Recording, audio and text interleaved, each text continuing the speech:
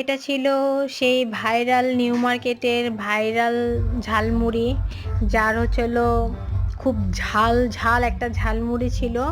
এবং সেটার এক্সপিরিয়েন্সটা করার মতো, ঠিক আছে, মানে একটা অন্যরকম অনুভূতি ছিল, কারণ মামাটা ছিল খুবই ভাইরাল এবং মামার কাছে ছিল অনেক প্রকারের ঝালমুড়ি, যেটা ছিল ব্রেকআপ ঝালমুড়ি, সুইসাইড ঝালমুড়ি। সুইসাইডটা আপাতত বাদ আছে, কিন্তু নাচানাচি, তারপরে ছিল ফালাফালি, চোখে পানি, মুখে পানি, মানে এইসব ঝালমুড়ি, তারপর মিডিয়াম ঝাল, মিষ্টি ঝাল, ঝাল ছাড়া, নর্মাল ঝালমুড়ি,